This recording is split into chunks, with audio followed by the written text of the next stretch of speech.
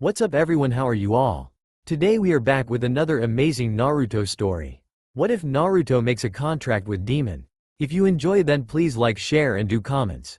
And also check the description box to original creator of this beautiful creation. You do understand just how crucial it is for you to learn this, correct? Yes, father, Hinata timidly replied. I understand. If I am to take over someday, I need to know everything about the company. She dared not sit down on one of the lounge sofas in her father's office, for she feared that she'd doze off the second she got comfortable. Hiyashi glanced at his daughter, then over at the clock on the wall. It was nearly 10 o'clock at night, and although she had not hinted towards it, he knew that Hinata was probably exhausted and just wanted to get to bed. She'd been up since 5 that morning, so it wasn't a surprise to him. Not just the company, Hinata. The mansion, all the estates that we own, everything. I won't be around forever, so it's important for you to learn every last little detail. Hanabi will be included more when she's older, but now that you're 18, you must take things more seriously. But I am, the indigo-haired girl protested. You've learned the informative aspect of the company, but you need to work on your social and business skills. Your stutter has decreased, but people are looking for confidence. As much as I hate to say it, being kind and honest isn't what will get you by in the real world, Hiyashi explained. I'm not trying to put you down, since those are not bad qualities to have. However, people are greedy and ruthless. They will do whatever it takes to get what they want, however they want. And you must do everything in your power to make sure that you are the one who comes out on top. If you want to succeed in life, you have to kill your emotions. And if we want to continue being one of the most successful automobile manufacturers in the country, then we can't allow anyone to get the better of us. He sighed and offered her a tired smile. It's getting late, you should head to bed and get some rest. I've got a little more paperwork to finish up. We will go over this more in the morning, and I want you to attend a conference with me as well. Prepare yourself. Hinata nodded in understanding. I will. Good night, father. With that, she turned and left the office, heading down the long hallway to enter a different wing of the mansion. It appeared that the servants had turned in for the night, as the majority resided within the staggering manor. The rest had either gone home or simply hadn't been scheduled to work that day.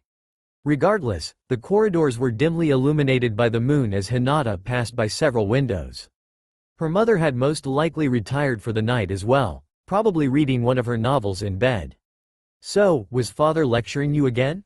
Hinata jumped slightly and whirled around to see her younger sister emerging from the bathroom that she'd just passed. Oh, Hanabi. I didn't even see you there. The 13-year-old girl smirked at her older sister. Hey, sorry, but you didn't answer my question. Yes, father wanted to talk to me, Hinata told her. Nothing different than usual. Oh, Hanabi didn't look convinced, feeling as though there was more to it. Still, she didn't feel like pressing the matter. Well, don't work yourself too hard, Nei-chan. After all, father might want you to take over someday, but you need time for yourself, too, ya know. Maybe you should look into getting a boyfriend. How about one of those Uchiha boys? They're pretty good looking, she said with a suggestive wink. Hinata blushed and shook her head. And no, I think I'm all set. Anyway, I'm tired and just want to get to sleep. You probably should, too. We have to be up bright and early like every other day, she added with a hint of dread. Well, at least you don't have father bugging you about your grades, Hanabi muttered with annoyance. According to him, I should do better, just like your sister, she quoted begrudgingly. Hinata sighed. You know that you're smart, too. You just need the motivation. I would have more motivation if sensei wasn't so freaking boring, the younger girl mumbled as she rolled her eyes. If he hired a hotter, more interesting sensei, then maybe I'd be more willing to pay attention. Good night, Hanabi, Hinata remarked with a small laugh, amused. See you in the morning. Night. The sisters parted ways and headed off towards their bedrooms. Upon entering her room, Hinata closed the door and began to undress. Despite her exhaustion, she resisted the urge to simply flop down onto her bed and pass out and showered instead. Once she had put on a white, sleeveless satin nightgown and had brushed her damp hair, she finally crawled into bed and snuggled under her warm blankets. In less than 2 minutes she'd fallen asleep into a peaceful slumber. She hadn't expected the hellish torment that she'd wake up to. 4 hours later. Just leave her. She'll bleed to death before anyone finds her. Serves her right. Let's hurry up and get the fuck outta here. Shivering and whimpering, Hinata could vaguely see the silhouettes of 3 men as they turned and left. She lay in a fetal position, her tattered nightgown clinging to her skin as the rain continued to pour down onto her. Her hand was pressed up against her stomach, and she could feel warm blood spurt through her fingers. More trickled from the hole in her back where the bullet had exited. Tears ran down her face as she let out an anguished scream. Not from her wound, but something much more agonizingly painful. "They're gone," she murmured hoarsely, her body shaking from just how cold she was. All of them. Her father, her mother, Hanabi, the servants, even the guards that had been stationed for the night. Every single person who had been on the property was dead. The mysterious group of men who had infiltrated the mansion had spared no one and had left her to die. She hadn't even been worth finishing off, it seemed. Instead, she'd been left to slowly bleed to death, spending her last moments replaying the massacre that she'd witnessed only minutes ago. Hinata let out a choked sob, struggling not to hyperventilate as she lay under the dimly lit sky. Rain washed away some of her blood, but most of it had soaked into the torn remnants of her nightgown. She coughed up a mouthful of blood, forcing more of the sticky fluid splatter from the bullet hole as a result. Several bruises marred her porcelain skin from when she'd been forcibly dragged outside after she'd watched the execution of her family. Gunshots and screams had echoed throughout the manor as each and every staff member had been eliminated one by one. The whole scenario seemed like something that Hinata never could have even imagined in her worst nightmares. The indigo-haired girl whimpered and hugged herself, her blood-stained fingers moving away from her wound. She shivered violently, more tears cascading down her face and onto the soaking wet ground. Her body racked with sobs as she finally broke down in despair, mourning everyone that she'd lost. "It won't be long until I join them," she sniffled, briefly glancing up at the pale moon as the rain lessened into a light drizzle. Who had been the cause of everything that had just happened? I'll never get the answer to that, she bitterly thought to herself. "Well now, what do we have here?" Gasping, Hinata jerked in the direction that she'd heard the deep, menacing voice. Doing so caused an almost paralyzing pain to shoot through the hole in her body and she let out a cry of agony. She grabbed her stomach and weakly rolled onto her back. Panting heavily, she forced herself into a sitting position, doing her best to ignore the pain. Had they decided to come back and finish her off? Who's there? Being both cold and terrified caused her to stutter worse than usual. She looked around, her only source of light being from the moon. Squinting, she scanned the area, her heart pounding with dread. She heard a low, guttural growl directly behind her and felt her heart skip a beat. However, when she anxiously looked over her shoulder, there was nothing there. Had it been a wolf? But she'd definitely heard a male's voice only seconds before. What was going on? "You look like you're in pretty rough shape. Who's there?" Hinata called out with a flinch, growing more uneasy as the seconds passed. She was petrified, but forced herself to cautiously look around her surroundings again. It was then that she saw a pair of eyes watching her from several feet away, the rest of the figure completely cloaked in the shadows. The irises were a deep crimson, and the pupils were dark, vertical slits. They peered at her with interest and a hint of amusement. "Who are you? What do you want?" Hinata questioned fearfully. "I have a better question," the figure asked her, his eyes never leaving her. "What do you want?" Taken aback, Hinata frowned with confusion. "What do you mean?" He chuckled softly. "If I were to answer your question, I'd have to say that I want you. You look absolutely delectable." The girl stiffened, her blood running frigid. "What? However, if you were to answer my question, what would it be that you desired?" The silhouette took a step closer, his features still hidden in the shadows. "You look like you suffered quite a bit. If you could have one thing in the world right now, what would it be?" "My family," Hinata choked out, her eyes brimming with more tears. "But there's no way to bring them back." He moved forward a bit more, and Hinata could begin to make out his form. His profile looked human, but it appeared as though he had several fox-like tails. However, Hinata wasn't sure if it was the lighting or her eyes just playing tricks on her, for when she blinked, the tails seemed to have vanished. "You are correct about that. So choose something else. Think about it." For a moment, Hinata almost ruefully replied that she didn't want to die. Yet those were not the words that escaped her lips. "Revenge." The man grinned, but did not come any closer. "Suppose I could help you with that. Would you take me up on the offer?" Hinata wiped her eyes, shaking her head with disbelief. "I don't think anyone could do that." "I can. And I will." That is, if you're willing to agree to my terms, he told her. After all, what have you got to lose? It looks like everything you've ever cared about is gone anyway. She gaped at him with shock, almost too stunned to speak. Was this guy serious? Just who the hell was he and where had he come from? However, his sweet, enticing words were intoxicating and she couldn't help but be interested. It seemed too good to be true. But I'm dying and… Hinata winced and doubled over, clutching at the wound in her abdomen. The pain was getting worse and she began to feel lightheaded.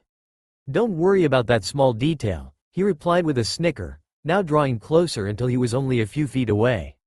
Now that he was so close, Hinata was able to finally make out the rest of his features.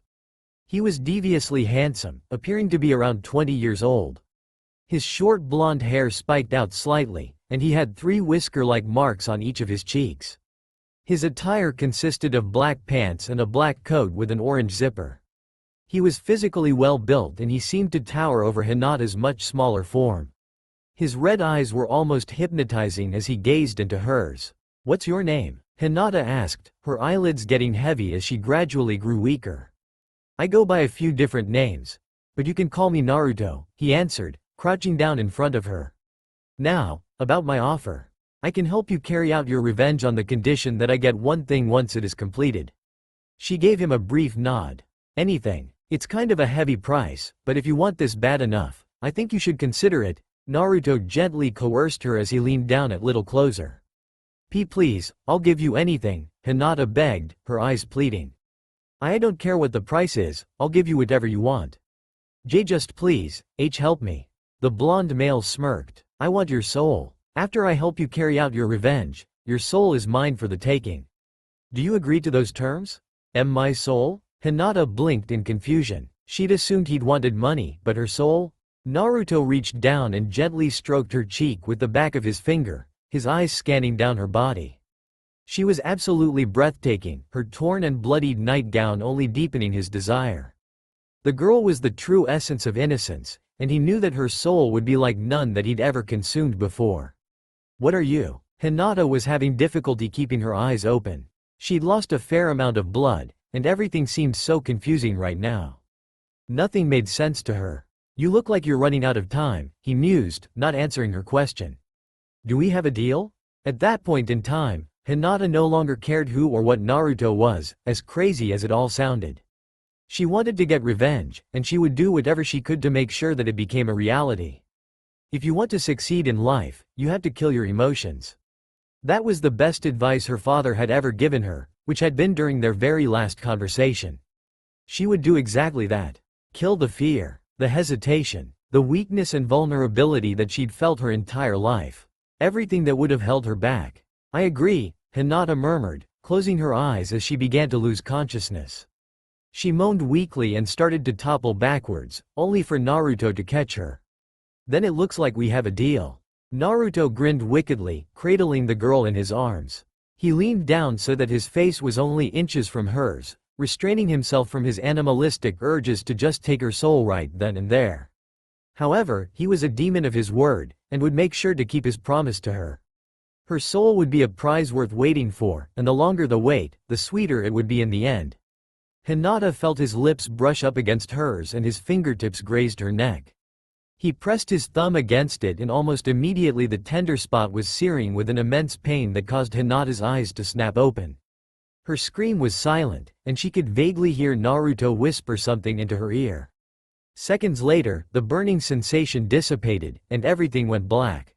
1 month later, the bloody massacre at the Hyuga estates had eliminated the majority of the household servants, whose bodies had been sent back to their families. Hinata's parents and Hanabi had been buried behind the mansion in the garden, where 3 marble memorial headstones stood in a row. The 10 servants who remained had been the lucky ones not present on that fateful night. Hinata had made the decision not to hire any replacements, as she found herself unable to trust people anymore. 4 of those servants were young maids that were close to Hinata's age. Their matching uniforms consisted of a short-sleeved black dress that came halfway down the thigh area, and were accessorized with a short white apron tied around the waist. The attire was completed with black thigh highs and white flats, as well as a roughly white headband that they sometimes chose not to wear. "I already polished that," Stop redoing whatever I do simply because you're too lazy to find your own work. The first was a girl named Sakura with shoulder-length cherry blossom-colored hair and emerald eyes. She'd worked at the mansion for nearly 6 years, since the age of 12.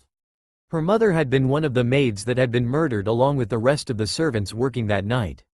Despite that, she hadn't felt right leaving her job and continued her duties as a maid. Aside from her usual chores, she was quite talented with first aid, usually tending to the others if they needed medical attention of some sort. She was kind, but had a fiery temper that she wasn't afraid to show if someone ticked her off. Well, maybe if you didn't do such a half-assed job, I wouldn't have to. The second maid was an 18-year-old named Ino, whom had been working there for almost 3 years. She kept her long blonde hair tied into a ponytail, and her bangs covered one of her blue eyes. Her temper rivaled Sakura, and the two clashed occasionally, despite being best friends. The pinkette had been the one who recommended Ino to Hiyashi in hopes of helping her land a job, which proved to be successful. She was chattier than Sakura, and typically preferred to complete her tasks while conversing with others, finding herself hopelessly bored otherwise. Starting already, you two? It's a bit early, even for you. I mean, at least wait until after lunch or something. Tenten was a 19-year-old young woman whom had worked at the mansion longer than any of the other remaining servants. She always kept her chestnut hair tied into twin buns, and her wide brown eyes always seemed to hold a hint of mischief. She'd been there for nearly 10 years and was Hinata's closest friend. Her parents had also worked for the Hyugas and had been amongst the staff involved in the carnage. However, she found herself unable to bring herself to leave the estate, and decided to stay there with the others. She was a skilled worker, quickly and efficiently completing her tasks in a timely manner. Once flustered, though, her clumsiness would kick in and cause her to accidentally blunder whatever it was that she was doing. She had a cheerful disposition, enjoyed cracking sarcastic jokes, and was not above joining Ino in her gossip. At least we can't say that it's ever boring around here. The last maid of the household was a 22-year-old woman named Konan that had been working for the Hyugas for almost 4 years. Her straight, light blue hair came down to the nape of her neck and was always adorned with a pale blue flower. Her eyes were deep shade of amber and stood out even more with the lavender eyeshadow she wore. She had a labrae piercing beneath her bottom lip. Unlike the other girls, she was more calm and level-headed, and took her responsibilities seriously. Nevertheless, she was kind and compassionate to others, always willing to help in any way she could. Enough squabbling and start working in different areas of the mansion. There's plenty to do and you'd get more work done if you simply spread out. The next household servant was a 19-year-old named Sai, who held the position as the estate's only remaining butler. His short jet black hair and equally dark eyes contrasted with his pale complexion. Nevertheless, he was a good-looking young man and wore black trousers, a white dress shirt, a gray vest, and a 6-button double-edged coattail.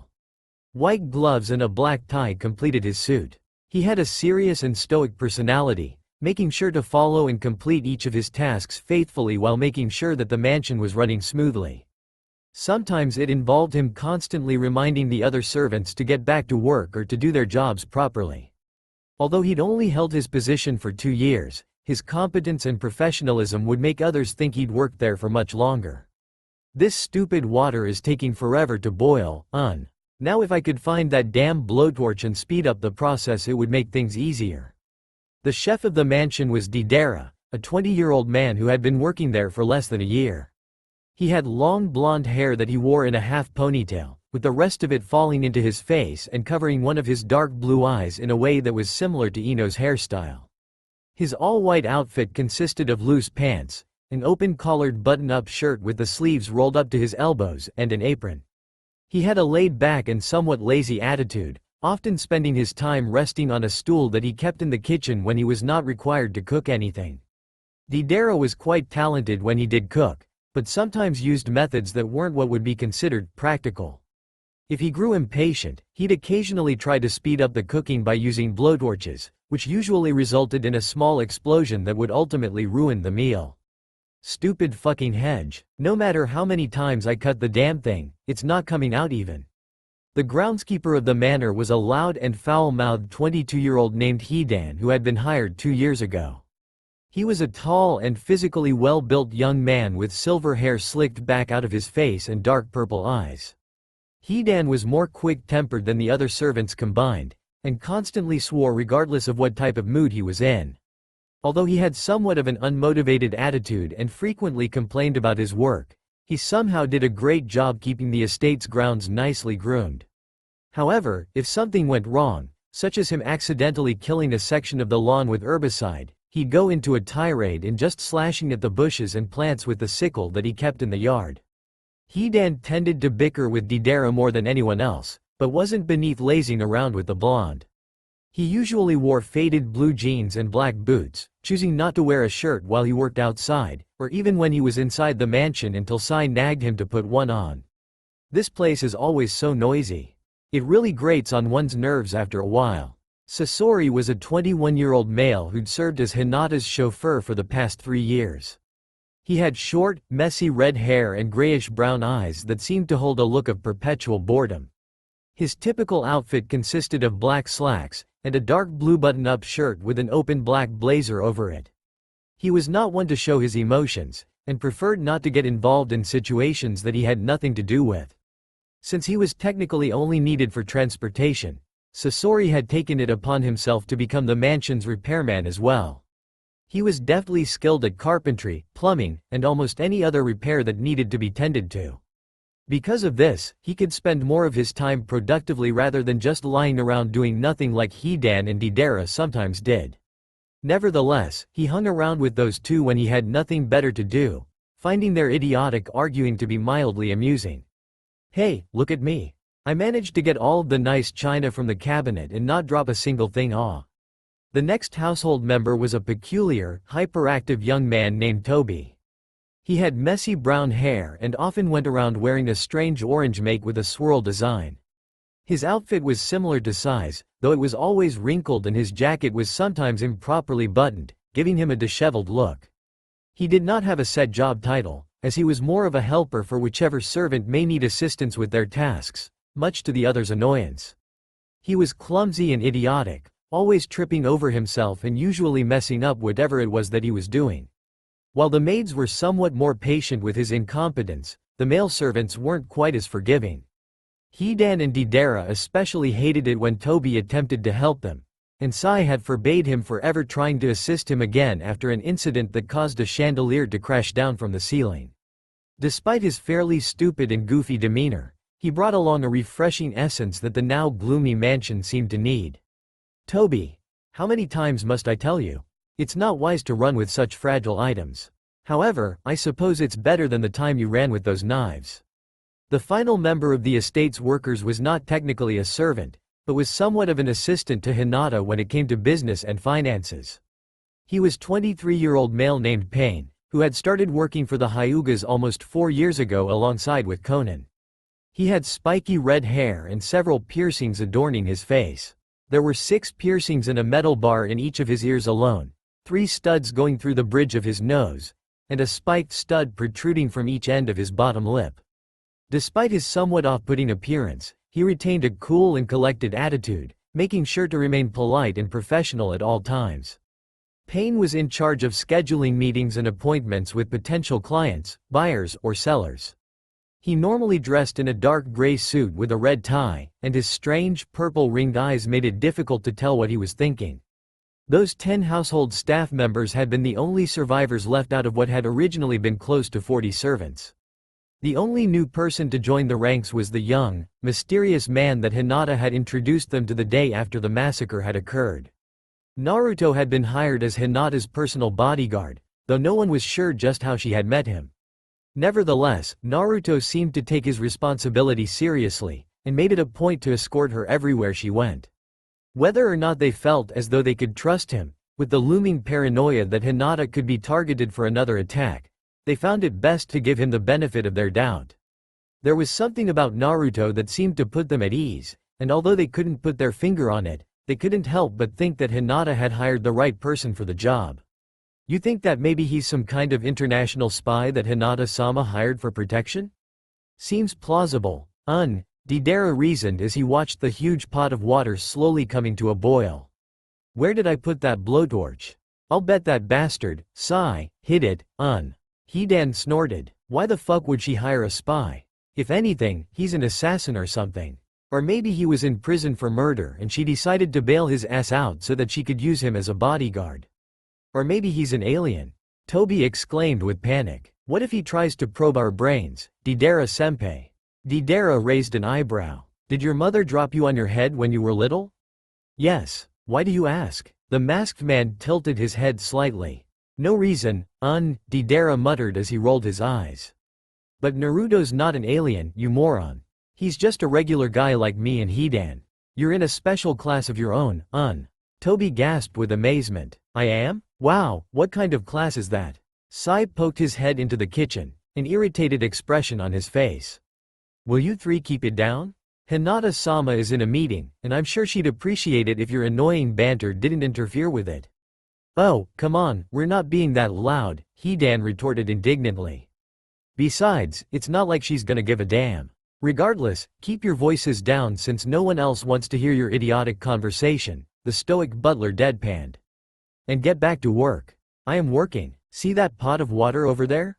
Deidara motioned towards the stove. Sai looked unimpressed. Yes, you seem very hard at work. In fact, it's almost come to a boil.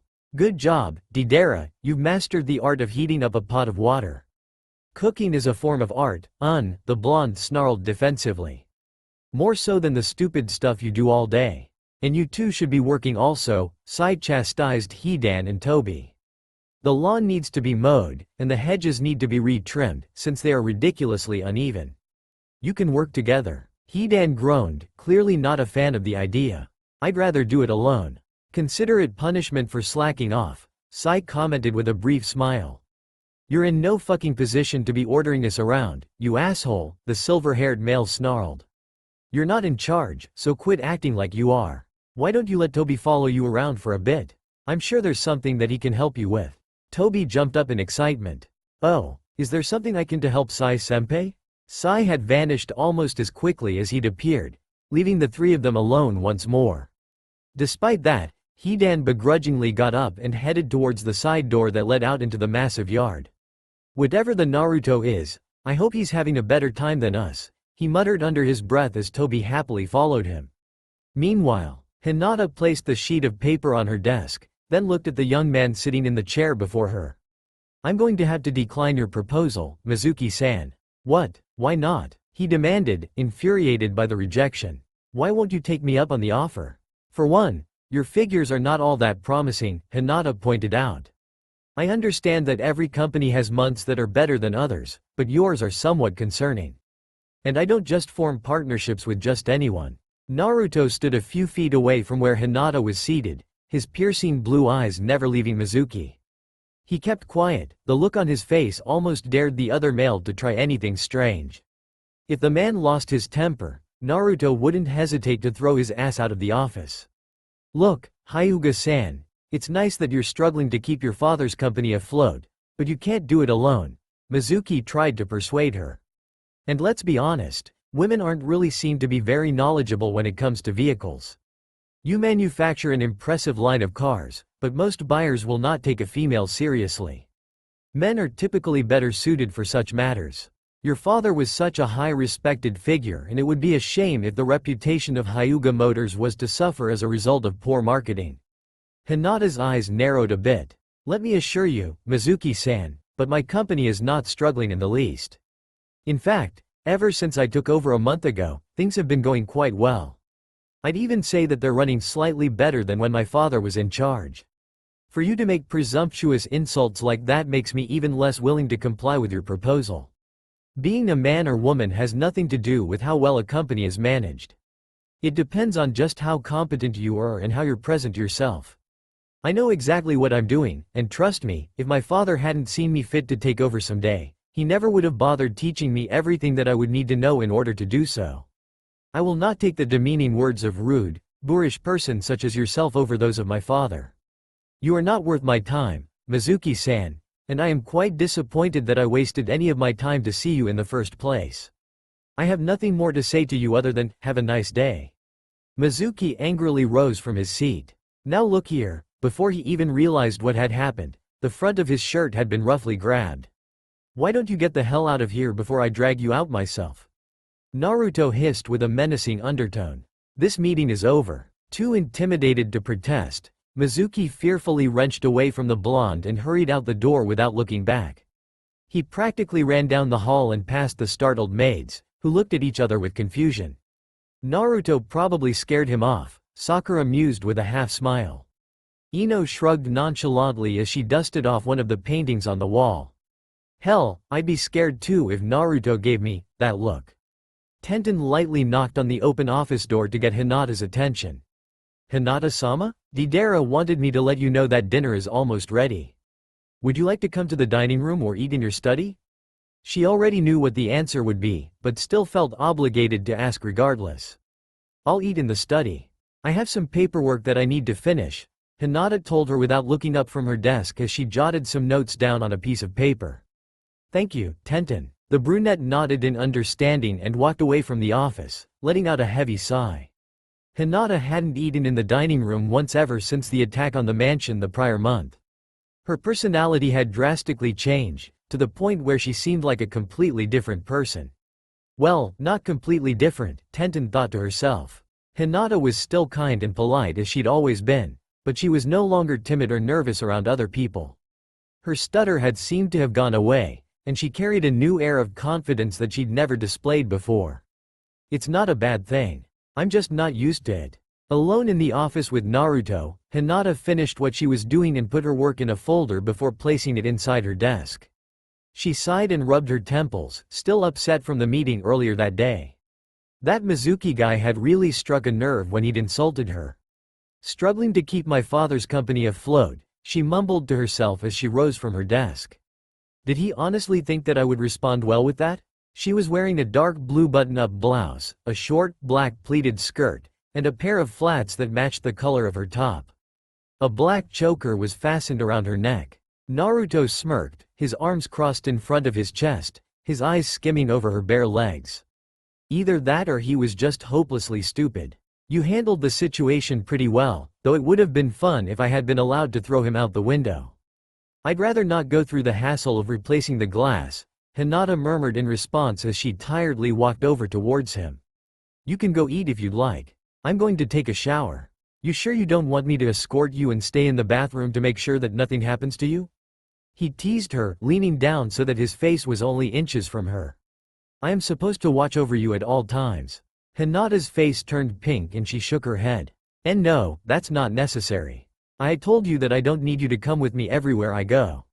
But it's more fun that way," he added with a flirtatious tone, gently stroking her cheek with the back of his index finger. Although Hinata had mostly gotten over her shyness, Naruto was the one person who could fluster the indigo-haired girl without any effort at all. He was the only one who could turn Hinata into a blushing, stammering mess. He found it to be amusingly adorable. Besides, Hinata continued, her gaze dropping to the floor in embarrassment, Deidara said that he would make you some ramen. So go enjoy it. Naruto had only two weaknesses, and ramen was one of them. Unless he was consuming souls, his typical appetite consisted of ramen, and more ramen. It was one of the few human-made things that he enjoyed, and his personality would often make a sudden change at the sound of that sweet word.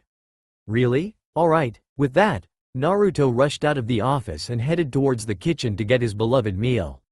With the blonde demon gone, Hinata went back to her desk and pulled out a black folder, where she removed its contents. With a heavy heart, she scanned over each of the documents, avoiding the photos that had been included.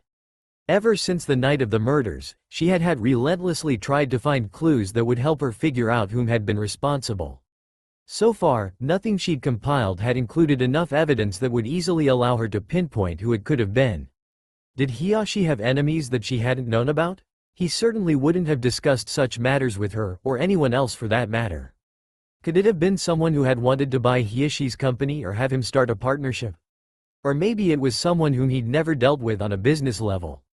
The mansion hadn't been ransacked for valuables, so a random robbery was out of the question. The family had specifically been targeted, and the servants had been taken out as well to eliminate any witnesses. Hinata was grateful that Tenten and the others had not present that night. They'd had a drunken night on the town and stayed in a hotel for the night, as none of them wanted to face the wrath of Hiyashi by returning completely hammered. Even Pain and Conan, the more level-headed ones of the group, had decided it to be best to stay away from the mansion that night. Still, she was no closer to figuring out the culprit than she had been a month ago.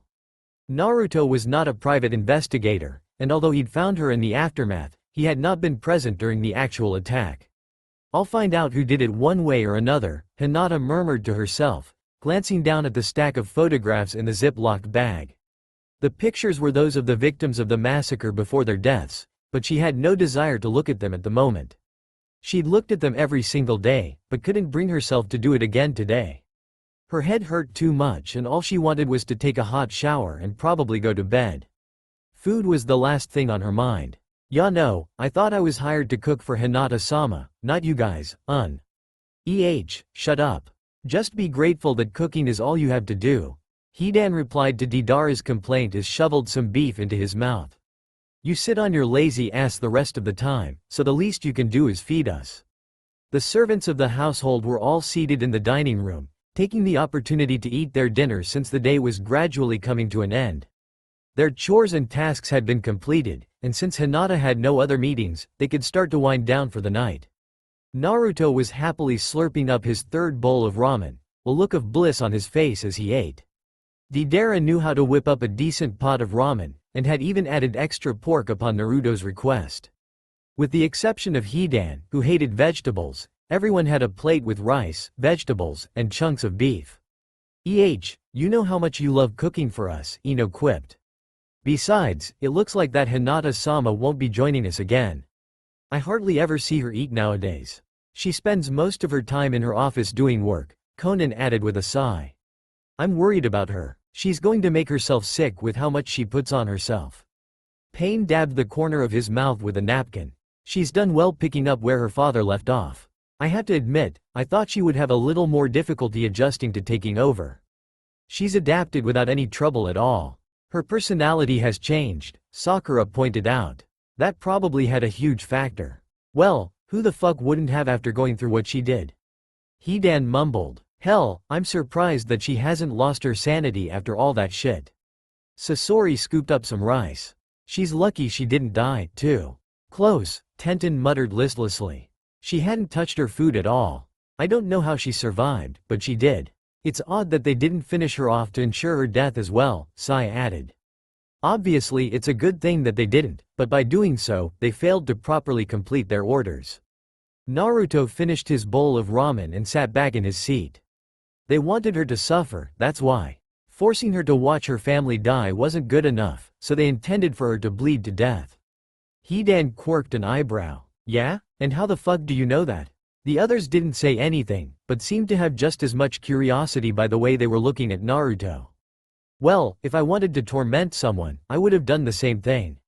First, you take away everything that person cares about and make them witness everything. Once everyone else is dead, you torture that person until you see fit and then leave them to die a slow and painful death." "What do you mean by torture?" Sakura asked with an uneasy smile. Naruto shrugged nonchalantly. "Whatever you would consider as sadistic and traumatizing, I suppose.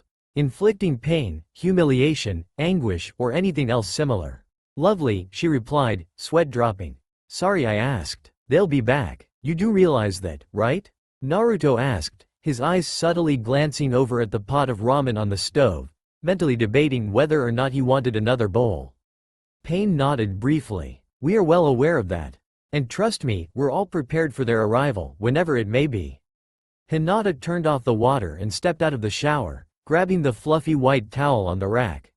She dried her hair and body, wiping the fogged-up mirror with her hand. Letting the towel drop to the bathroom floor, she stared at her reflection for several seconds in complete silence. Her fingertips lightly skimmed over the small, roundish scar on her abdomen. She had another one on the back from where the bullet had exited out. Ugly. The scars were slightly puckered and were a shade darker than the rest of her skin. Although the wounds had mostly healed up, she still had occasional pain from the damage the bullet had caused inside of her body. She'd experienced some mild discomfort since the morning, but had steadily grown worse throughout the day. After debating for a moment, she opened the medicine cabinet and grabbed a small plastic bottle with pills. She took 2 of them, swallowing them dry, before replacing the cap and putting the bottle back in the cabinet. 5 minutes later, Hinata's damp hair had been brushed and she donned a sleeveless, light pink silky nightgown that came down to the floor. She walked out of the bathroom, which led directly into her bedroom. To her surprise, Naruto was there waiting for her and she noticed a plate of food on her dresser.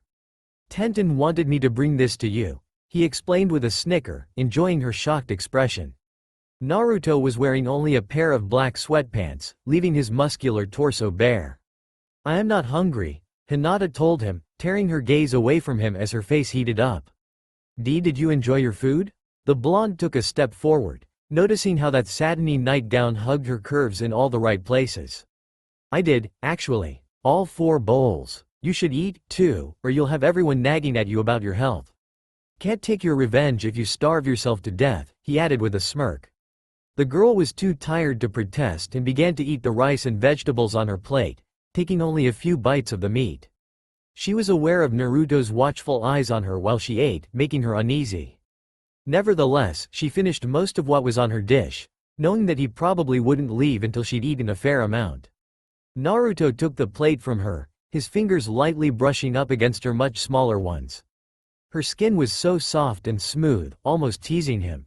Thank you," she murmured, tucking a silky lock of hair behind her ear as she gazed up at him with her lavender eyes. "I'm not feeling well, so I'm going to head to bed."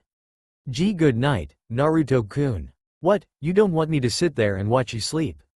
he teasingly asked. "No, that's alright. I don't think I could sleep with someone watching me."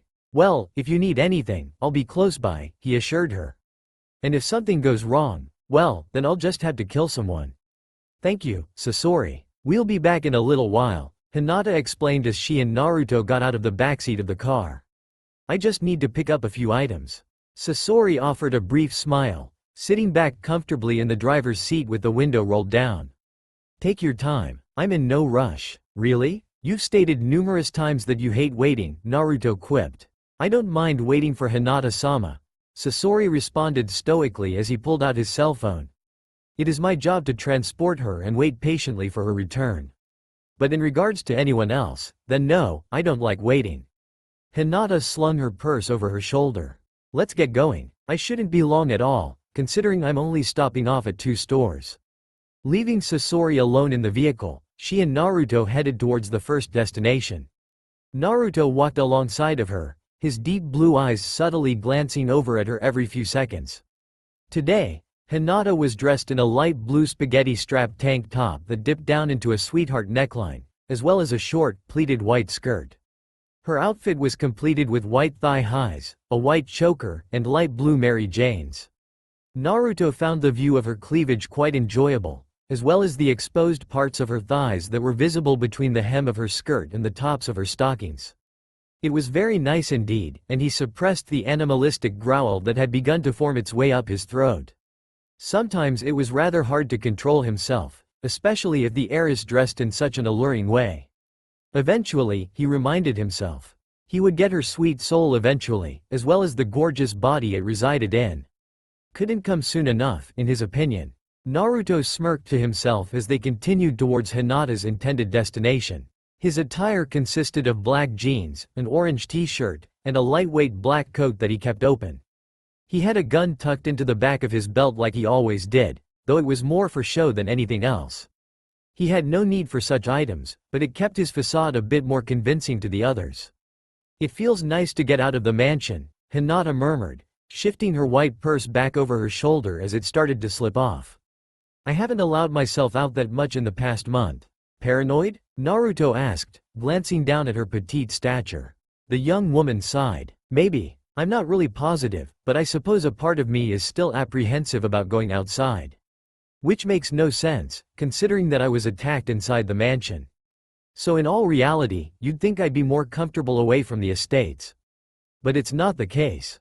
I guess I have a warped sense of security, and find that I feel safer inside the mansion, regardless of what happened there.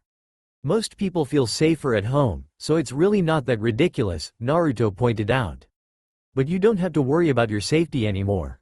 I'm here to make sure you're well protected," he added teasingly as he slung an arm around her shoulders. Hinata blushed, but did not say anything, for she knew it would come out as a stammer-ridden mess. Instead, she continued down the sidewalk with the deviously enticing bodyguard. However, neither of them anticipated the man who came running up from behind them and snatched Hinata's purse right off her shoulder. The sudden jerk nearly caused Hinata to fall over, and she would have if Naruto hadn't been holding onto her. "Be right back," Naruto growled as he took off after the man, whom was sprinting as fast as he could to get away. It wouldn't take him long to catch up to the guy, even without him using his demonic abilities. There was no need for him to put in that much effort over a petty thief. Still, the man had stolen from Hinata, so he'd have to pay dearly one way or another. Hinata watched as both Naruto and the thief disappeared out of the sight, and she debated whether she should stay there or head back to the car where Sasori was waiting. Yet before she had the chance to come to a decision, she was roughly grabbed from behind and a hand clamped over her mouth to keep her quiet. Her eyes widened in a panic, and she noticed a man behind her, and three more surrounding them to keep her hidden as they discreetly hauled her into an isolated alleyway. Hinata struggled against the man's hold, her screams muffled by his hand. Seconds later, just as she noticed a black van with tinted windows waiting for the group of men, pressure was applied to the point on the back of her neck. After that, everything went dark. "I really should kill you for that," Naruto mused as he sent a paralyzing kick into the thief's torso. He'd easily caught up with the man after the pursuit, and had since dragged him into a small, nearly deserted parking lot. The thief coughed up a mouthful of blood, trying to crawl away from the enraged blonde. However, before he could get very far, Naruto grabbed him by the throat and lifted him up off the ground, his fingers squeezing tightly. The man hacked and choked, desperately trying to gasp for air. With a sadistic grin, Naruto slammed the guy back into the ground, driving his fist into his face and breaking his nose. "Guess you'll think twice before stealing someone's belongings. You're lucky that I don't just finish you off, but that young lady that you decided to rob would probably be upset if I killed you over a bag." Naruto scooped up the discarded purse and turned to leave, only to hear the man chuckling. He glanced over his shoulder, his eyes menacing. "Do you find this funny? Maybe I should just eliminate you. I doubt you'll be missed. You stupid fucker," the man sputtered out, holding his hand over his gushing nose. "That whole purse-stealing bullshit. Yeah, it was just a distraction for you." Naruto glowered at him, turning around to face the guy. "The hell do you mean by that?"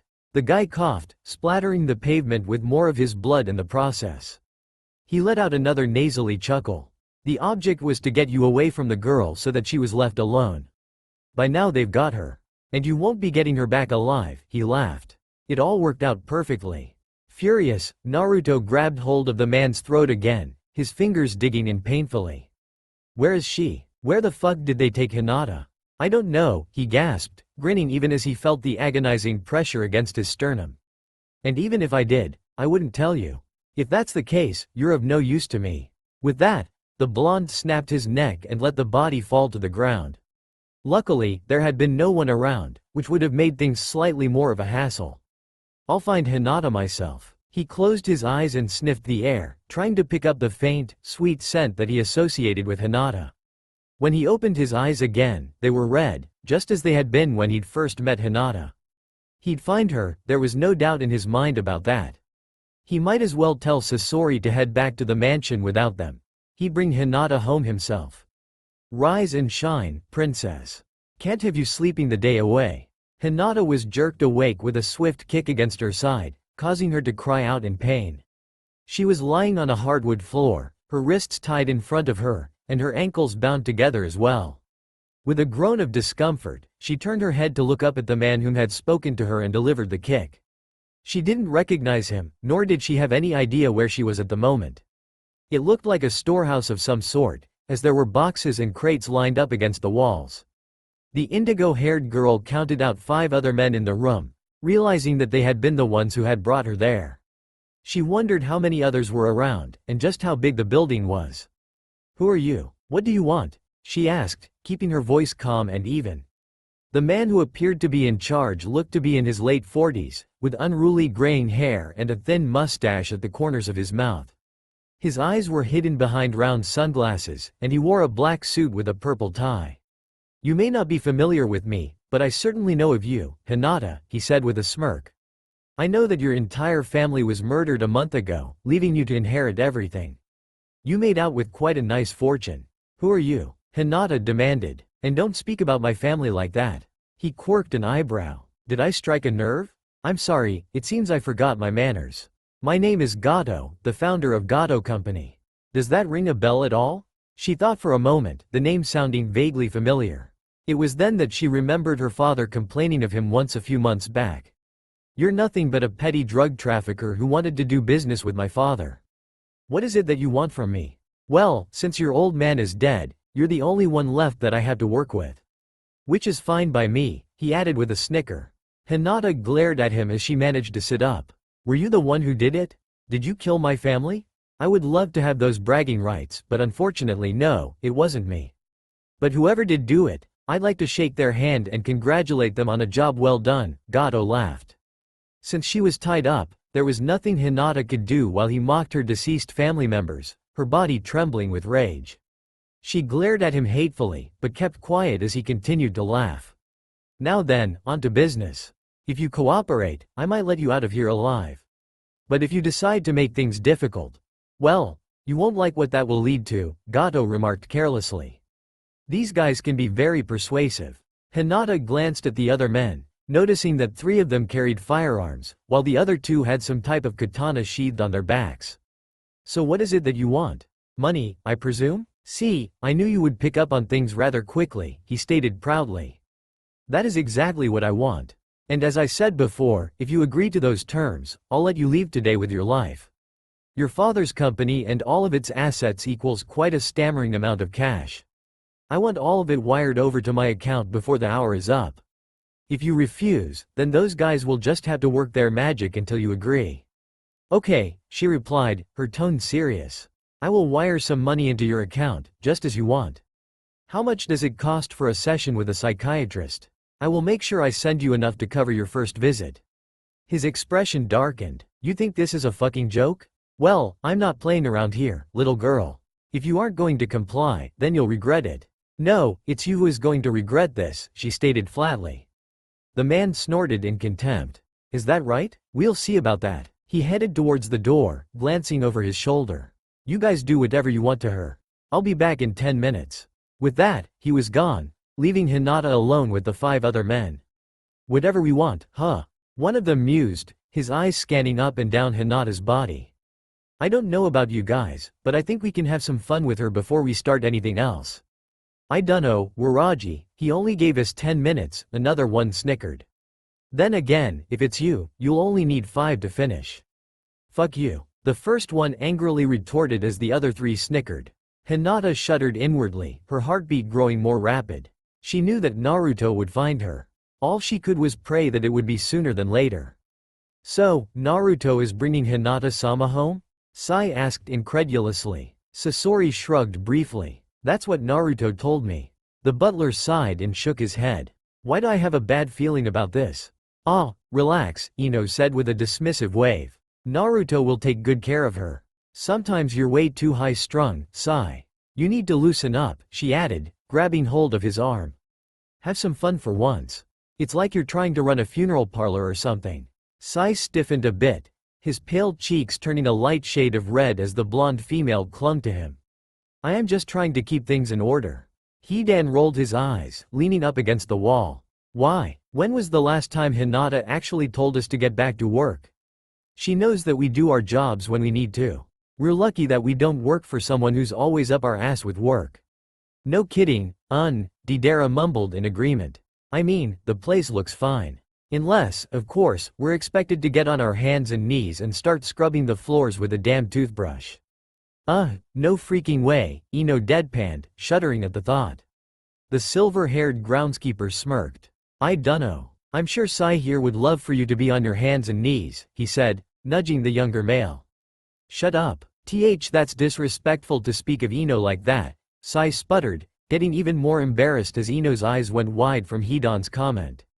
Alright, keep your pants on. Ino will just rip them off of you later anyway, Hidan mused with a low chuckle. While Sai and Ino were both too mortified to speak, Sakura decided to change the subject. Well, since we're all done with our chores, what should we do? Let's have a party, Toby exclaimed. I can make decorations. Deidara-senpai can make a cake. I'm not baking a damn cake, the blonde male snapped. We can have a party without all of the annoying details. Yeah, all we need to do is raid the fucking bar, Hidan added. And order some food so that the lazy bastard over there doesn't have to cook. Deidara shrugged indifferently. This lazy bastard has no problem ordering takeout. It has been depressing around here lately, Tenten added.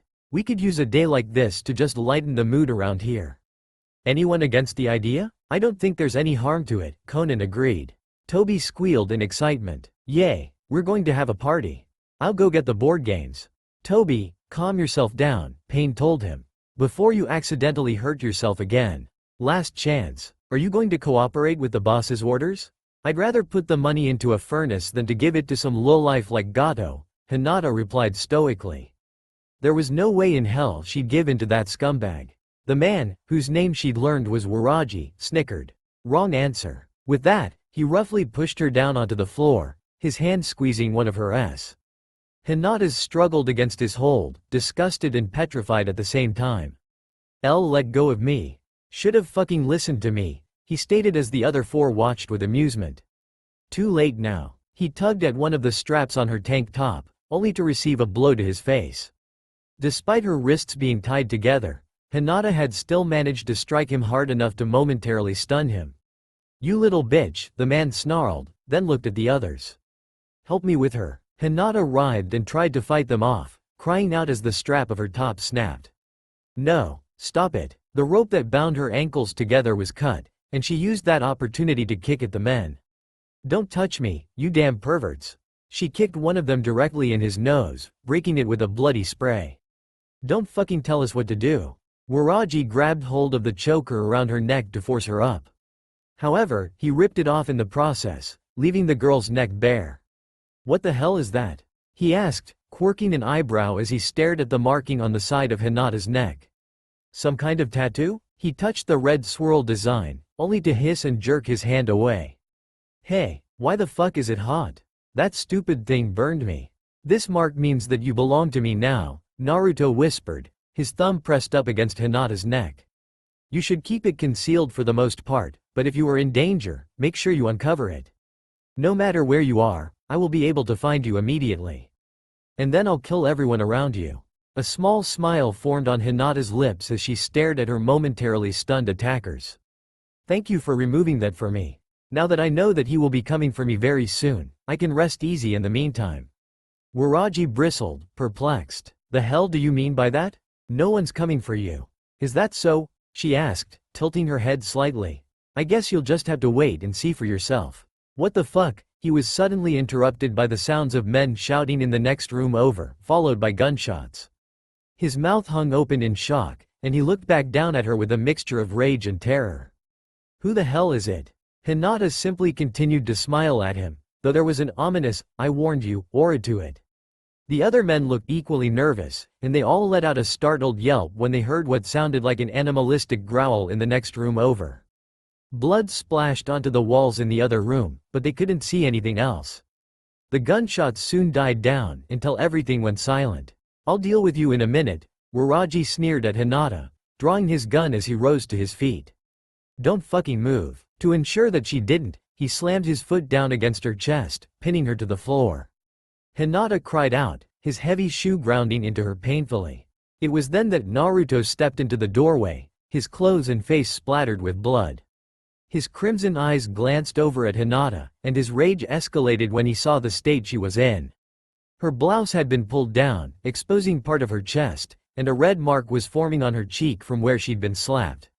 And that ugly bastard standing over her had the audacity to put his filthy fucking shoe on her. They'd tried to touch his Hinata. Oh, there would be hell to pay. If you take one step, I'll blow your brains out, Waraji threatened, pointing his gun at him. And after I kill you, I'm going to mutilate this girl until she gives in to the boss's demands. So if you're smart, you'll get down on the ground and stay there until I say so. Naruto chuckled humorlessly, his gaze challenging. All right, shoot me. With that, he took a step forward, a sadistic grin on his face. Why you? Waraji fired several rounds into him, as well as the other two henchmen who were armed with guns. Naruto's body was filled with bullet holes within a matter of seconds, and the men didn't stop shooting at him until their guns were completely empty. To their horror, the blonde sighed, as if disappointed. Is that all? He asked with a bored undertone. What the fuck? Zori exclaimed, his eyes wide as saucers. How is he still alive? Naruto's body was filled with bloody holes, including 3 in his neck and 1 in the middle of his forehead. However, right before their eyes, the bullet wounds quickly closed up, pushing the metal rounds out of his body and onto the floor with a light clinking sound. What is he? Waraji squeaked, dropping his pistol in fear as his body shook with absolute fear. Naruto glanced down at Hinata, his eyes locking with hers. Hinata, would you mind closing your eyes? I don't want to scare you. With Waraji's boot still stomped down against her chest, she did not vocally respond, but closed her eyes as he requested. Seconds later, she heard Waraji screaming, and was relieved when she no longer felt him pressing her down onto the floor. Nevertheless, she kept her eyes fused shut, the screams growing louder and more desperate. There was quite a bit of banging and crashing, and she heard the sound of bones snapping. She felt a warm, sticky substance mist into her, knowing all too well what it was. It sounded as though the men were being mauled by a wolf, guttural growls and all. He's more of a fox, though, she thought to herself while the carnage continued. Those tales that she'd thought she'd seen during their first interaction were more fox-like than those of a wolf. However, he sounded far more vicious than a fox, and she almost felt bad for those men that he was tearing apart. Almost. What the hell is the meaning of this? Gato exclaimed as he gazed into the room, his voice laced with terror. Who the fuck are? His words were cut off by his own screams as Naruto turned his attention on the drug lord. A wet splatter of crimson painted the wall, and the unmistakable sound of bones breaking were clear in the otherwise silent building. Hinata stayed perfectly still and quiet, not daring to move a muscle as she waited for Naruto to finish. After hearing Gato wheeze out a death rattle of a cough, she knew that it was over. Surveying his work, Naruto grinned wickedly. He'd eliminated Gato and all of the men inside the storehouse, and in a satisfyingly brutal manner at that. The demon turned his attention to Hinata and went over to her, dropping to his knees beside her. He saw the bruises on her chest and reached down to readjust her top, causing the girl to stiffen even as she kept her eyes closed. All set? She asked, her cheeks reddening with embarrassment. I'd say so, he quipped, slipping an arm under her shoulders to lift her up. They'd roughed her up quite a bit, but she didn't appear to have any serious injuries. Still, the fact that they'd touched her had been enough to infuriate him. Naruto picked Hinata up in his arms bridal style and began to carry her out of the room, noticing that she'd finally opened her eyes to see what he had done. Blood was splashed all over the walls and floors, and even on the ceiling, with over a dozen dismembered corpses strewn about. Gato's body had been bisected at the waist, his innards piled into a sickening heap on the floor. Waraji's body had been ripped to pieces, his head thrown unceremoniously in the corner of the room. You made quite a mess, Hinata mused, glancing up at him. The male smirked. It's not that bad. Trust me, it could have been a hell of a lot worse, but I didn't want to keep you waiting for too long. The girl sighed and relaxed in his arms, resting her cheek against his chest. It was then that she realized one little factor. My wrists are still tied together. I'll take care of that later, he replied dismissively as he carried her out of the warehouse. But we better get out of here before the authorities show up. He lightly cut her off, his speed increasing. Wouldn't want to get caught up with their investigation. And I decided to leave them a present that would clean up the mess for me. Hinata gazed up at him strangely. What do you mean by that? Instead of responding, he grinned deviously and broke out into an agile sprint, getting them further away from the building. Seconds later, a fiery explosion broke out right where the storehouse had been, rapidly destroying everything inside. Naruto snickered at Hinata's startled expression, continuing on his way. Bombs weren't really his style, as he had no need for them, but it was quicker than blasting the building away himself. Not only that, but it would allow him to return Hinata back to the mansion sooner. Well, that's one way of cleaning up a mess, I suppose, she murmured tiredly as her eyes closed. Her body was sore from the assault, and she looked forward to taking a hot shower. Although the men hadn't succeeded in their repulsive attempt to violate her, she still felt filthy. Naruto noticed her discomfort and quickened his pace even more until they were almost a blur. "I'll have to check you as soon as we get back to the mansion." Hinata's eyes snapped open and she looked up at him with a mixture of embarrassment and alarm. What do you mean by that? It's obvious that you sustained a few bruises, and I want to make sure that there's nothing more serious, he responded coolly, enjoying her flustered state. The young woman's cheeks turned a dark shade of pink and she shook her head vehemently. No, I'm fine. I can check myself in. No need to be so shy, Hinata-chan, Naruto quipped. I think it's better to get to know each other on a more personal level, don't you?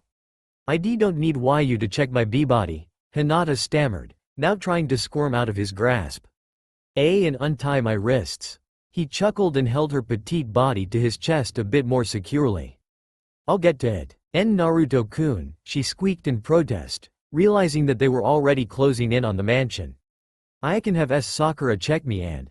Too late, we're here, he interrupted as they reached the front entrance of the staggering mansion.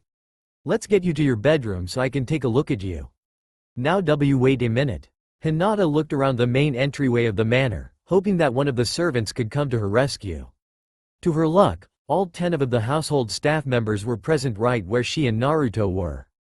However, to her dismay, she noticed something that was a bit off about them. Are they drunk? Sai was sitting on one of the couches, his blazer unbuttoned and his tie nowhere to be seen. Ino was straddling his hips, her lips ravaging his in an intense make-out session. Pain was seated leisurely on another one of the sofas, a drink in his hand as Conan was dozing off against him. Her head was on his shoulder, and her legs were slung across his lap. I really wish I could meet Sasuke-kun, Sakura slurred longingly, looking at a picture of the younger Uchiha brother on her cell phone. But he would never go for a maid. Life is so cruel sometimes. Tenten nodded in agreement, patting her back sympathetically. How do you think I feel? Every time I see Neji, I turn into such a freaking klutz. Men who don't value you for who you are, aren't worth your time, Deidara lectured, swaying a bit from the alcohol in his system. Or so they say. And if all else fails, show him boobs. Hidan chimed in, raising a shot glass over his head as he nearly fell over. That was close. Almost spilled this on my nice, clean shirt. Sasori rolled his eyes, taking a swig from his mug. You're not wearing a shirt. I'm not? Hidan blinked in confusion, then looked down at himself. Holy fucking shit, some motherfucker stole my shirt. He furiously looked around, then spotted the table that was covered in an array of takeout food that they'd ordered. He immediately forgot what he'd been complaining about. Damn, that looks good, he mumbled, shuffling over towards the table. Toby gasped, toppling onto the floor and rolled over onto his back. Wow, the ceiling looks awesome from this angle. It's so pretty and colorful. Like Hidan-senpai's stolen shirt. Naruto chuckled at Hinata's stunned expression, then briskly headed towards the staircase. They all seem to be busy, so it looks like I will be the one to take a look at you. That shirt is going to have to come off, just so you know. No, I'm fine, she protested, helpless as he carried her up the stairs to get to the bedroom. No matter how much she twisted and squirmed in his grasp, Naruto held tight her to and continued to carry her with the greatest of ease. Naruto-senpai and Hinata-sama get along so well. Toby exclaimed happily, now rolling sideways on the floor as the others nodded in agreement. Naruto reached Hinata's bedroom, kicking the door shut behind him as the girl struggled in his arms. Wouldn't want anyone walking in and seeing us, right? This isn't necessary, Hinata protested, her face bright red as she gazed up at him nervously. Just a few bruises and… Better to be safe than sorry, the blonde interjected, setting her down. His index fingers slipped under the rope that bound her wrists together and he gave it a brief yank, snapping it. He removed it for her, then quickly grabbed hold of her hand when she tried to scurry away. And where do you think you're going? The young woman hugged herself in a modest manner. I told you that I don't need you to check anything. Come on, it'll only take a minute. I promise that I don't bite, he added with a flirtatious undertone. Hinata sighed in defeat, knowing that this was a battle that she couldn't win. He would keep pestering her until she gave in, so she might as well get it over and done with. She reluctantly pulled her tank top off, her cheeks hot with humiliation, revealing the lacy white bra underneath. "Pete, please make it quick," she mumbled, her body trembling slightly.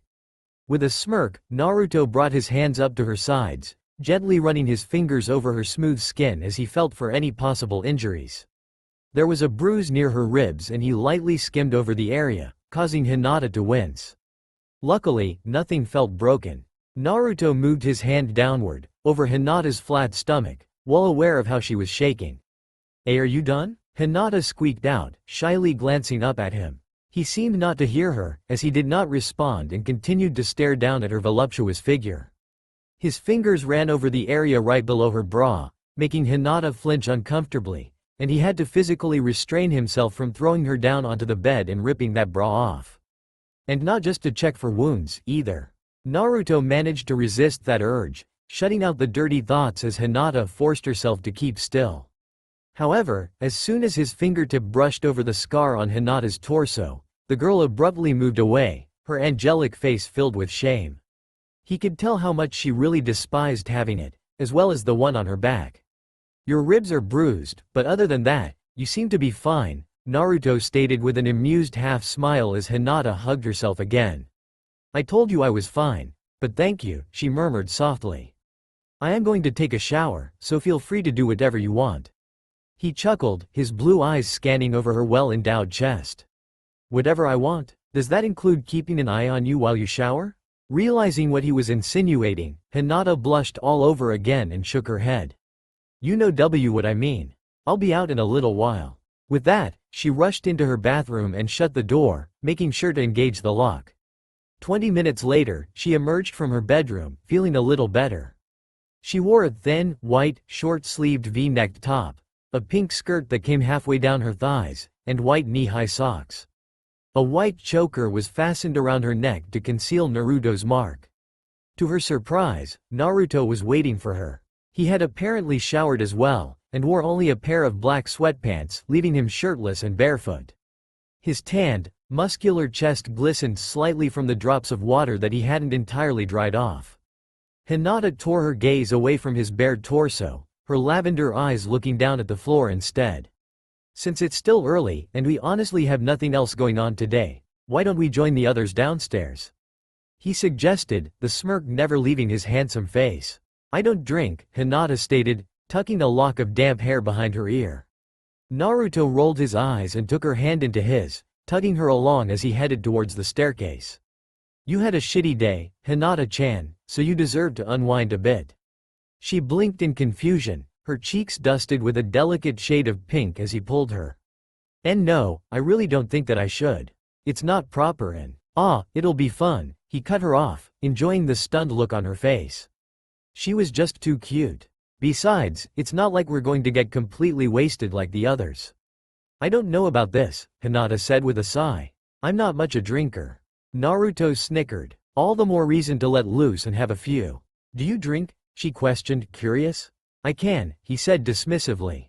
"Now let's go." Sai and Ino had since stopped making out, each of them giggling stupidly as they sipped from their cups. "Shut up, ya stupid drunk." Hidan snarled, then took a swig from his mug. Deidara quirked an eyebrow, ready to take another shot. "Who the hell are ya talking to, Hidan blinked, then shrugged. "I don't remember. Was it the fairy? It keeps flying around the room and stealing the snacks." "Ah, there it goes again," Toby loudly exclaimed as he began to chase around the imaginary creature. "Wyatt, I'm sure Deidara-senpai will cook you something good." "I ain't cooking shit, Deidara lazily responded. His head lolled over the back of a chair as the world spun around him. "No, freakin' way." Pain poured another drink for himself and Conan, whom had woken up from her sleepy state. "With all the food we ordered, there's no need to cook." "Hey, Hinata, are you gonna join us for some drinks?" Tenten called out upon noticing her friend being dragged down the stairs by Naruto. "You should." "Definitely," Sakura agreed, clumsily scrambling up from her seat as she rushed over to the bar area. "You never drink, so it's about damn time. So come on." Hinata didn't seem too thrilled at the idea. "I really shouldn't, but you know you want to," Hidan teased, throwing back a shot of whiskey. "Good shit right here. Good fucking shit." Despite her protests, Hinata found herself sandwiched between Naruto and Tenten on one of the couches, with an assortment of alcoholic beverages in front of her. After trying and failing to decline multiple times, she finally gave up and took one of the drinks, while Naruto seemed to busy himself with an array of shots. "Fairy!" Toby yelled, running around the room with a butterfly net. "Kum backheere." 2 hours later, there was 1 mug and 3 shot glasses in front of her, all of them empty. Likewise, there were 6 empty mugs and 20 shot glasses in front of Naruto, much to everyone's shock. "Dude, are you even fucking drunk?" Hidan slurred, supporting himself against the wall. The blonde male thought for a moment. "I think I'm starting to feel something." "That's crazy," Sai mused, he and Ino holding each other up. "And here I thought Hidan was a raging alcoholic." "Hey, I resent that," the groundskeeper snapped. "Do you deny it?" Sasori asked. Hidan shook his head. "Nope," he stated, pouring himself another shot. "Damn, you should have alcohol poisoning by now," Ino said, gaping at Naruto with shock. "That is some hardcore drinkin' right there." "Nah, usually takes about 15 or more shots," Sakura replied, seeming to forget that he'd had 20. "It's different for every person," she added with a whisper, as if it was a great secret. Pain shrugged, raising his glass to his lips. "Differs between person to person. Still, that's freaking crazy, especially since he drank all that in, like, 2 hours, Deidara pointed out. "Even Hidan gets shit-faced by then." "Guess I have a high tolerance," Naruto said with a dismissive shrug. He noticed that the alcohol had taken its toll on Hinata, whom was leaning up against him, hugging his arm. "Are you alright, Hinata-chan? You look a little out of it." The young woman looked up at him, then smiled and cuddled closer to him. "I'm fine, Naruto-kun." Toby dove behind the couch, trying to do a stealthy roll. Instead, he ended up crashing into the nearby lamp, somehow getting caught in his net. "Ah, it's got meee. You are one stupid, yet really entertaining motherfucker," Hidan said with a snort of laughter as Tenten and Konan tried to assist the panicking masked man. "I know it's still kinda early, but I'm done for the night," Sakura said with a yawn. "I drank way too much." "No such thing," Ino said with a laugh, hanging onto Sai. "Or is there?" The butler let out an uncharacteristic goofy smile. "Who knows? But bed sounds good. Let's go, Ino." With that, he tugged the blonde maid towards the end of the house where the servants' quarters were. Pain and Konan followed suit, as well as Sakura and Tenten. However, it appeared that Hidan, Sasori, Deidara, and Toby weren't quite ready to call it a night, and continued to pour drinks. "Want any more?" Sasori asked Naruto, then glanced over at Hinata. "She looks like she's had enough."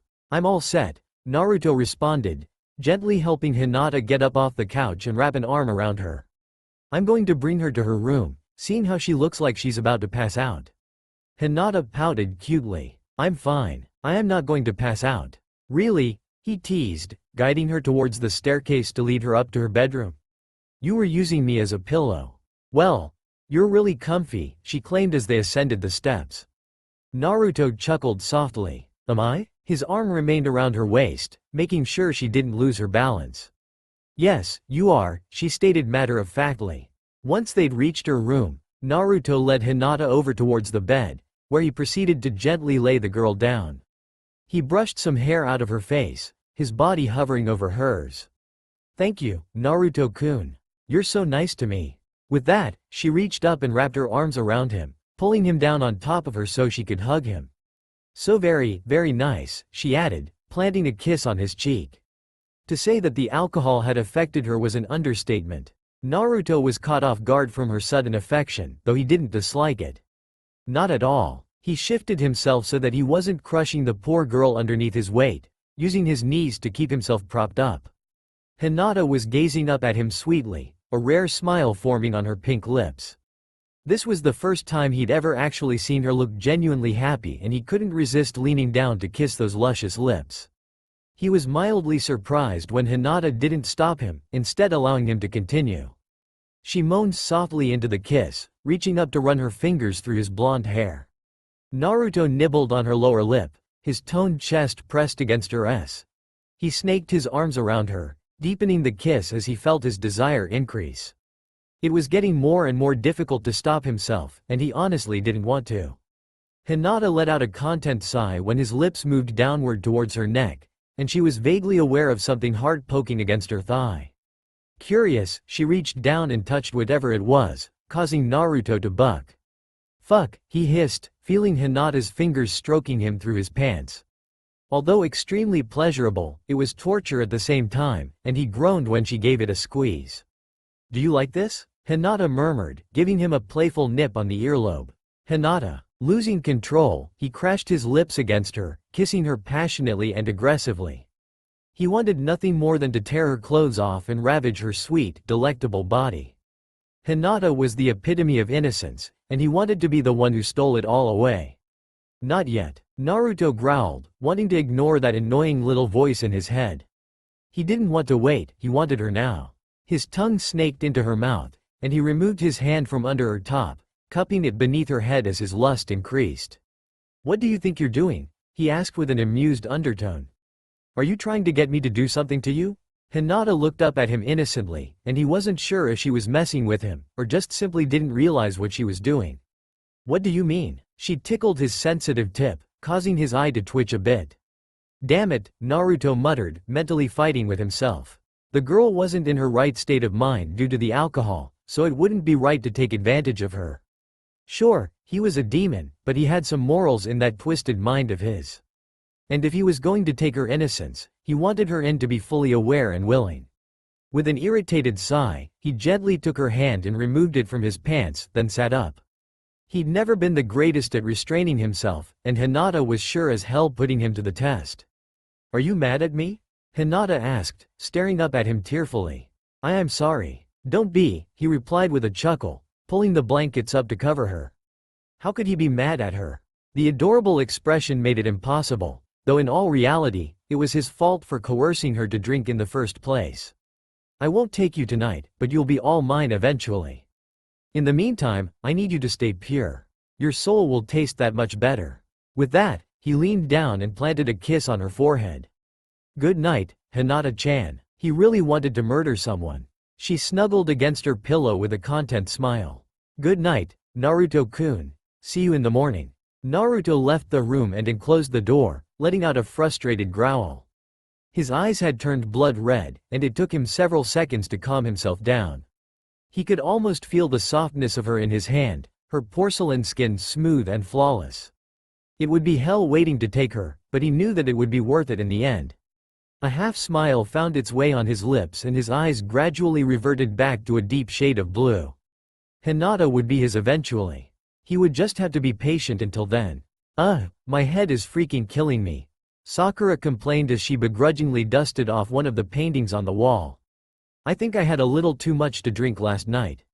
Tenten nodded in agreement, feeling as though a car alarm was blaring in her ear. "I know what you mean." The pinkette groaned and leaned back against the wall, her eyes sensitive to the light. "Did Ino tell you what happened?" "Yeah, she and Sai woke up in bed together," Tenten responded with a snicker. "She claimed that they didn't do anything, since their clothes were still on. But with the way they were practically devouring each other on the couch makes me think otherwise." "I'm standing right here." "Yano," Ino called from down the hallway. She was wearing a pair of sunglasses as she, too, was hungover. "And we didn't do anything like that. We made out on his bed and then passed out." "Well, at least now you don't have to admit that you like each other, since you gave all of us enough proof last night," Sakura teased. Ino gave her the finger, then turned her attention to the brunette. "By the way, Tenten, I heard that Neji is coming over today." Tenten dropped the bottle of cleaner that she was holding, causing the others to chuckle with amusement. Embarrassed, she quickly picked the cleaner up and sprayed the railing that connected to the staircase. "Is he?" "He sure is," Sakura replied. "Now remember, if you want to get his attention, just bend over in front of him seductively. If you want to really sell the performance, I'd suggest you look over your shoulder at him whilst biting your lower lip," Ino remarked with a laugh. Tenten sighed. "With my luck, I'd end up falling over and giving myself a bloody lip." Sakura shrugged nonchalantly. "Gotta start somewhere, Naruto-kun?" Hinata frowned at his closed door, surprised that he hadn't emerged from his bedroom yet. She had no recollection of what had happened between the two of them last night. "Naruto-kun, are you awake?" Although Naruto did not actually need to sleep, being a demon and all, he'd occasionally doze off every so often if he had nothing important going on. Maybe today had been one of those days that he'd decided to take a nap. Hinata turned the knob, somewhat confused. However, as soon as she opened the door, she was greeted with the sight of a stark naked Naruto. Her lavender eyes went wide as she inadvertently scanned over his toned buttocks, and her face turned bright red. Noticing the stunned girl, the male smirked and turned so that he was facing her, exposing himself to her completely. "Good morning, Hinata-chan. You look lovely today," he added, giving her an approving stare of his own. Hinata was wearing a tight, white button-up blouse that she kept untucked over her red plaid skirt, as well as an open black blazer. A red plaid tie was fastened around the collar of her top, and her legs were covered by sheer black stockings. White flats completed her attire, along with a black choker around her neck. She'd been teased a few times by the girls, whom had asked if she'd started wearing those to conceal any hickeys that Naruto might have been leaving on her. "I can tell that you like what you're seeing, too," Naruto added with a devious grin. Tearing her eyes away from his nude body, she backed out of the room with humiliation. Sorry. With that, she slammed the door closed, her head reeling from what she had seen. She'd seen everything. Naruto emerged a few minutes later, an amused expression on his face as he gazed down at a still flustered Hinata. He was now fully dressed, wearing black pants and a gray button-up shirt. "Hey," he remarked casually, as if nothing had happened.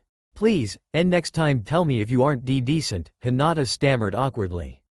"I must have looked pretty decent to you, considering that you stared at me for a few seconds," Naruto teased, causing the girl to blush all over again. "But it's fine, I don't mind," he added with a flirtatious undertone. Trying to recompose herself, Hinata turned and headed down the hall. "Anyway, my cousin will be here soon, so I need to be prepared to meet him." "You make it sound as though you have an appointment with him," the blonde deadpanned as he walked along with her. "I wonder if he'll be a bit more polite to me this time around." "Don't take it personally," she replied, glancing over at him as they approached the staircase. Neji-Nisan doesn't really trust anyone, especially considering what happened last month. He's finally used to all of the household staff, but since he's only met you recently, he's more wary. He'll come around eventually. Until then, please don't take any of his rude comments to heart. Naruto smirked. "Do I ever?" The two of them descended the staircase, reaching the bottom just as the front doors of the mansion opened. A young man with long brown hair and pale lavender eyes entered the foyer, his expression stoic. He was dressed in a dark gray suit with a white shirt underneath. "Hello, Neji-Nisan," Hinata greeted him warmly. "How are you today?" Neji looked at Naruto for a brief moment, then turned his attention to his cousin. "I'm well. And yourself?" "I'm doing fine," she replied, then gestured for him to follow her towards the couches. "I am meeting with a private investigator today." "I see," Neji mused. "Who is he?" Naruto snorted with disdain as he plopped his ass down onto the couch beside Hinata, whom was sitting between him and her cousin. "Someone that Hidan recommended." "What?" Neji looked Hinata with the utmost shock. "You're going through someone that Hidan recommended? The man is a complete idiot." "Hidan is not an idiot," she calmly retorted, crossing one of her legs over the other. "He knows someone who might actually be helpful with the investigation. But first, I need to convince him to work for me. Which I assure you won't be much of a challenge."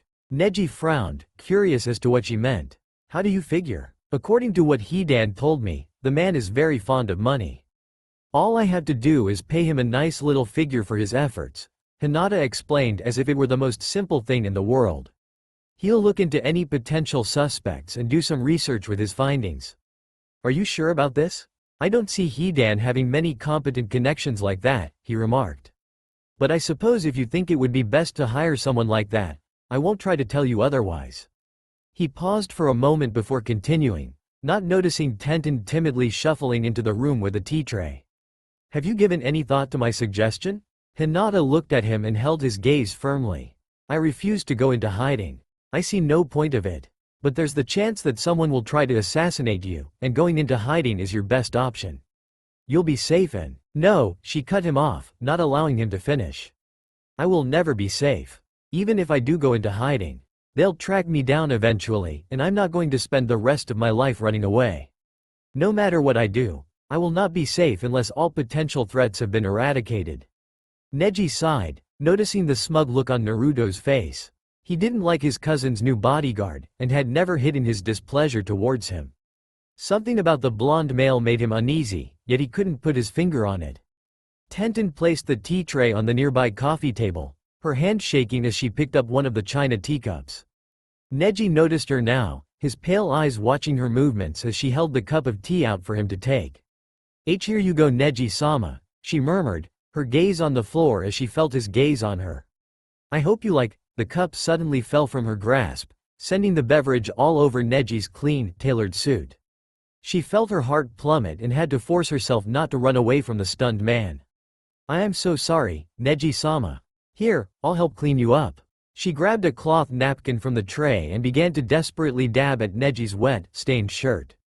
Naruto barely contained his snickers while Hinata smiled and sweat dropped, watching as her best friend tried to clean off Neji. Accidents happen, Tenten. Besides, there are clean clothes for Neji-Nisan to change into, so don't worry about it. I'm so sorry, Tenten repeated, her voice cracking as she fruitlessly tried to blot the moisture up out of Neji's suit. She had completely humiliated herself in front of her crush, and had gotten him messy in the process as well. However, to her surprise, Neji calmly rose to his feet. It's not a big deal. As Hinata said, accidents happen. If you could just find me something else to wear, I'd appreciate it. I'll go with you. Oh, of course, the brunette maid sputtered out, and began to lead him towards one of the guest rooms, where Neji had left some clothing a few months back. Again, I'm very sorry about my clumsiness, she apologized, unable to even look at him. Don't worry about it. Besides, the tea wasn't hot, so it didn't burn me or anything, he assured her. He couldn't help but notice just how short her skirt was, her brisk pace making it more obvious as she strode ahead of him. It wasn't? Part of Tenten was glad that the tea hadn't been hot, or else Neji could have been burned quite badly.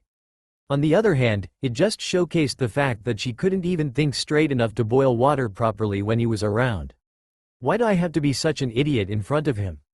Neji followed her out of the room, a small smile finding its way on his lips. It's fine, so you can relax, Tenten. The girl felt her heart skip a beat when he uttered her name, liking the way it sounded when he said it. Feeling a bit more at ease, she escorted him to the designated room, leaving Naruto and Hinata alone in the foyer. That's strange, he didn't insult me at all today. I was almost looking forward to that, he said with a mock sigh, as if his fun had been ruined. I'm more surprised that he actually thought I'd change my mind about that whole going into hiding idea of his, Hinata said as she shook her head in disbelief. I'll never agree to that plan. I know that he's worried about my safety, but I'd rather die than spend the rest of my life hiding like a coward. I want to stay here and make sure that our contract is carried out completely, she added in an eerily determined voice. I won't stop until I find whoever was responsible for everything. And if I die, I'm taking them with me. Naruto grinned and wrapped an arm around her. Well, not before I get my payment at least. His finger brushed over the concealed mark on her neck, as if reminding her. You will, she assured him, surprisingly calm as he touched her. I gave you my word. And I gave you mine, he responded, then glanced at the door. Anyway, I'm curious to see what this private investigator is like. A sudden knock banged outside the front doors, and Sai came out of nowhere to quickly answer it, while Hinata glanced at Naruto. Looks like you're about to get your answer. The man that Hidan had recommended to Hinata was a tall man who went by the name of Kakuzu, providing no last name. He appeared to be somewhere in his 40s, though it was hard to tell his exact age due to the fact that he kept the lower part of his face hidden behind a black mask. His hair was a dark brown shade and went down to his shoulders. He had the most unusual eyes that Hinata had ever seen, as the irises were a vibrant green and his sclerae were red. His outfit consisted of black suit with a dark brown overcoat. And, as Hidan had warned Hinata, he was very upfront with his requests. I take my payments strictly in cash, Kakuzu informed Hinata once they had situated themselves in her office. And I require a deposit from any potential clients to ensure that my work does not go unrewarded. That will not be a problem, sir. Hinata handed him a stack of bills bound together with a band. Will this be enough to start you off with? Kakuzu stared at the wad of cash with a hint of surprise, then chuckled and stuffed the money into his coat. I can tell that you're really interested in my services. I don't know what Hidan told you about me, but I'm not exactly legal, and if you try to pull anything, I will not take kindly to it. He seemed to be directing that comment at Naruto, whom was standing a few feet away from Hinata. You will not have to worry about that, Hinata told him, folding her hands together on her desk. I am willing to pay you whatever you request, and although I don't expect anything to happen overnight, I hope that this will at least put me on the right track to finding out the answers I'm looking for. Then we're on the same page. I'll go through whatever evidence and files you have regarding the case, and then from there compose a list of potential suspects based on what I research about your company's background, he told her. We'll go from there. Hinata rose from her seat and reached across the desk to shake the man's hand. Thank you for your time, sir. And if anything comes up, please do not hesitate to notify me. As soon as Kakuzu was gone, Naruto smirked down at Hinata with amusement. Well, he was a lovely person. He must be the life of the party wherever he goes. As long as he does his job, I don't care what kind of person he is, she replied. My only concern is finding whoever was responsible for everything and making sure they are eliminated. That's what I like to hear. Again, sorry about your clothes. Tenten apologized for the millionth time as Neji shrugged on a clean blazer. I already told you that it's fine. Don't worry about it. Neji glanced down at his watch to check the time. I need to get going, and I honestly don't feel like searching the entire mansion to say goodbye to my cousin. When you see her, can you tell her that I had to leave? Naruto's mouth watered as the savory aroma of ramen filled the air. He was absolutely ravenous, and the waiting was driving him mad. With the lack of souls he'd devoured lately, his appetite had increased substantially, and he found himself being forced to eat more human food. He really needed to go out soon and find some random person so that he could at least stave off that hunger for a bit longer. Better than losing control and taking Hinata's soul too early. It was then that he couldn't figure out if his mouth was watering due to the ramen or the thought of consuming Hinata's sweet soul. I already told you to make your own food, come on. I'll buy you a package of modeling clay if you make me something. Or how about this instead? I'll finish cooking that soup or whatever if you grill me some steak. I'd prefer it if you didn't touch my ramen, Naruto spoke up before Deidara could respond. No offense, but I doubt you have the culinary skills to even boil a pot of water correctly, let alone properly cook ramen. Leave it to the professional. Hidan grinned smugly. Is that a challenge? Because I'll show you just how well I can cook. I'd rather not get sick and puke my brains out, Naruto replied as he rose to his feet. Stick with your day job by killing the lawn with herbicide. I think you missed a patch from the last time. Might as well make the entire area look like crap, right? Anyway, I'm going to check up on Hinata and then I'll be back.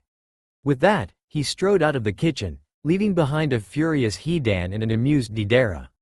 That why little bastard, the silver-haired male growled. I really don't like his fucking attitude. Who the hell does he think he is? Either way, he put you in your place, That was pretty funny, the chef chuckled. Hidan thought for a moment, before an evil smile spread across his face. Oh, if you thought that was funny, you'll find this hilarious. Puzzled, Deidara watched as Hidan began to rummage through the cabinets. What are you doing, Snickering sadistically, Hidan held up a bottle of hot sauce and a small tub of Miralax. He said that he didn't want to puke his brains out. And he won't, but it'll get my point across. Oh, don't even tell me that you're going to. The blonde watched with shock as Hidan nonchalantly poured the hot sauce into the pot of ramen, then dumped a generous amount of the powdered laxative. Are you freaking kidding me? Dude, he's going to think that I did it, it'll be fine. I'll tell him that I did it as soon as he's done eating so that you won't get the backlash. I don't give a shit, that fucker needs to learn a lesson. And he'll be learning from the toilet, Hidan added once he was finished, then quickly gave the ramen a stir.